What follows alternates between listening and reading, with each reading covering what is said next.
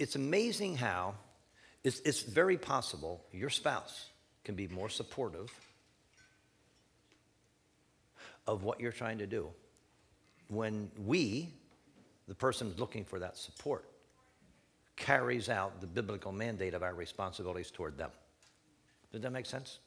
And in fact, if you look at the outline you have, Patti was reading specifically, there's an admonition for the man and an admonition for the woman. And as husbands and wives, listen now, don't miss this. As a husband, I have a responsibility to love, edify, encourage, and nurture this lady right here. It's amazing when I work at that, how supportive she will be of the things I do. You agree with that? And those things aren't necessarily easy. And there are times where I'm really attuned to that, and Patti's a responsibility I have there. She's the only person in the world I stood in front of a group of family and friends and pledged myself to. I've only done that with one person. And I have a responsibility to her. And what is that responsibility? There's a lot of things. But it's loving, edifying, nurturing, encouraging, blossoming her, and encouraging her. Now watch this. When we consciously carry out those responsibilities towards our husband or our wife, it's amazing of how supportive they will be in what it is I'm trying to do. That's the big point of what Patti and we want to talk about it specifically, but that's what we're trying to say.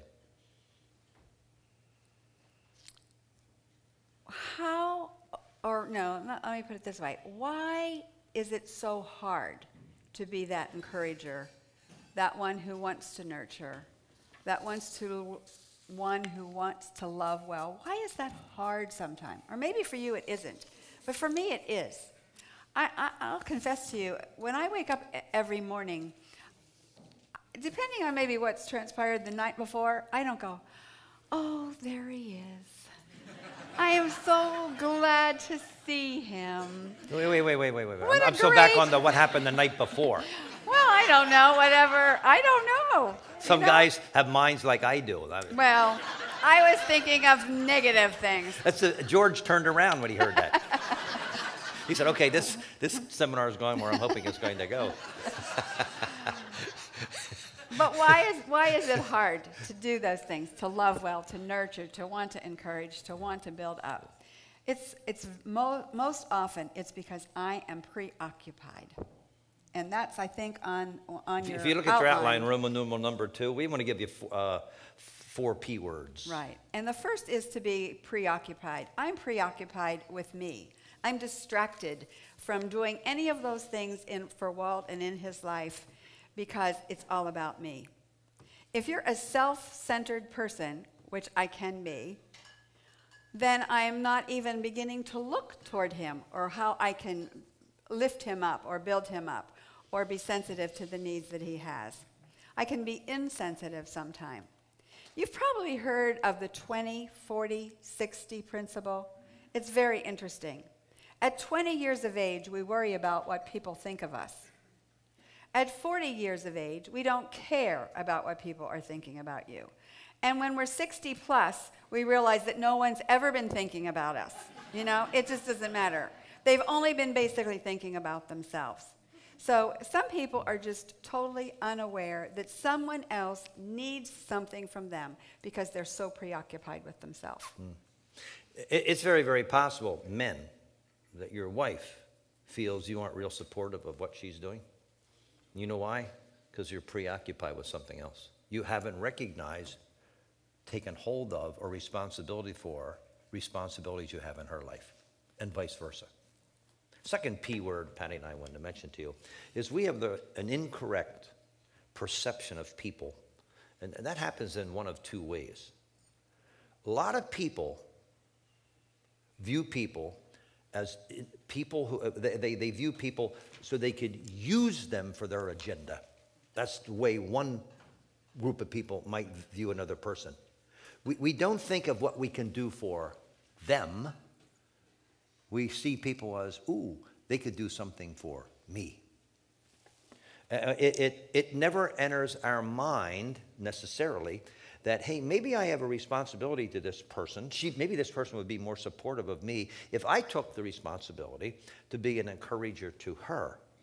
And if I have the opposite perception as, hey, you need to be encouraging me. And empire builders don't work at encouraging other people. They work at building empires. And they you know what they do?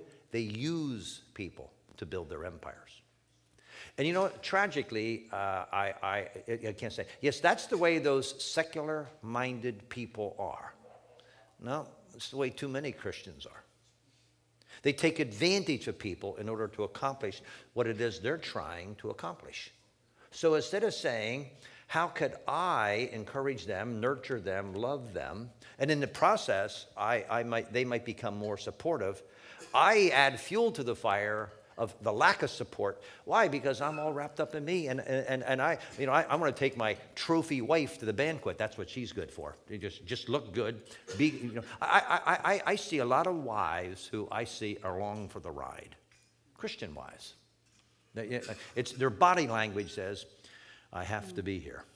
It's sad. There's a lack of respect between the two. I remember one time being on a cruise ship, and I was in a buffet line, and the guy said, we started talking about our organization. He said, are you a Christian? I said, yes. He said, hey, I'm here with a group of people. He said, our pastor is here. He's a fantastic teacher in prophecy, and he's doing a session tonight. He said, you're welcome to come. So I went. And I'll never forget, I didn't hear what the man said. I'm not really big into prophecy anyway. I went along because the guy invited me, but I'll never forget his wife. Her body language said to me, if you only knew this blowhard over here, you wouldn't be listening to anything he said. I see that too often. You know, she's supposed to be there and be supportive of him. And the other thing is we have a view of people of how they could help me. The other view is this. I don't see people as needing encouragement. Have you ever encouraged Patti? Well, she seems to be fine. You know, we see people as having their act together. Why? Because we try to display to everybody my act's together. How you doing? Great. Did you ever think about encouraging him? No, he's great. He's doing fine. And we see people. I think sometimes, too, we are willing to encourage other people. You know, we might encourage our neighbor, you know, come alongside them, take a meal, say, we could watch your children tonight and give the young couple an opportunity to go out. We might even, on occasion, think to encourage our pastor by writing him a note contradictory to the other notes he'll get on Monday morning emailed to him about whatever wasn't good in the message the day before. But what if we actually wrote an email and said, wow, that was so meaningful in my life? Or did you ever stop the soloist on a Sunday morning? And I mean, obviously this has to be legit, but stop her as you meet in the courtyard and say, wow, your music this morning was exactly what I needed to hear. It was all coming from your heart. And it went from your heart into my heart because of him. Hey guys, if you've concluded your wife really doesn't need that much encouragement, you're wrong.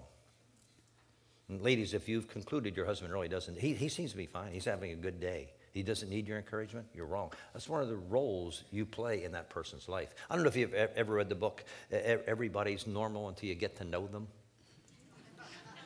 And it's because our perception is everybody's normal. Our perception is they're okay. The boss, the policeman, like Patti said, the pastor, well, boy, they seem to be doing fine. No. My husband, my wife, they seem to be doing fine. You know better because you've been around them. So one is, why don't people, it sounds so simple. Why don't you carry out the responsibilities to build into this other person's life? And you don't do it for this reason, but when I get my eyes off of me and what I want to do and what I want her to be supportive of, when I get my focus on her, it's amazing how supportive she will be of the things that I really want to do. She'll come alongside. She'll understand better. Why? Because I spent some time in trying to encourage, nurture, and love that person. So we don't do that because there are just some people, it's just their personality. I'm around them all the time. They're totally preoccupied with their thing. It's called selfishness. And another thing is they just don't view people the proper way. They see how they could use them, or they conclude, I think your wife could use your encouragement. Ah, she's fine. She talks to her mother on the telephone, and they're doing, she's doing great. The third P we want to say is personality, and he just kind of said that in what he just said. Pre-teach? Yes. Yeah, you pre-taught. Sorry. Just thought I'd mention that, kind of subtly, but you brought it up publicly. I don't think the people are listening, so I think you're okay. Anyway, it's a personality thing. You know, some people are just, because it's usually D personalities, which are the people who are like control, and C personalities who like things with quality. Those two personalities, I think, find it harder to be an encourager to anyone, let alone to be an encourager to their spouse, simply because they're always afraid that they're going to bother somebody. You know, if I go to pick up the phone to call that person, or if maybe I want to do something to my husband, maybe I could drop by the office, maybe I could go by the plant, maybe I could bring lunch in, even if you're not making it, you pick it up and you take it and you just have lunch, I don't know, on the porch or wherever. They don't do that because, I might bother that person. I might interrupt that person. You know, I might just be overstepping my bounds there. And I think different personalities view things obviously differently. Some people are just shy. And shy, you say, well, shy with your spouse? Yes, I say that because there are times when I think, I'm out doing errands, I'll run by the office. Oh, well, and then I can give a whole list of all the 5 reasons why I won't do that because I'm afraid. So it's my personality at times that can keep me from being the encourager, the person who wants to love well, the person who wants to build up and edify Walt, simply because of my personality. Then we and use that as an sometimes excuse. we say nobody in our family would do that. So I'm a product of my family, and that just, I wouldn't do that.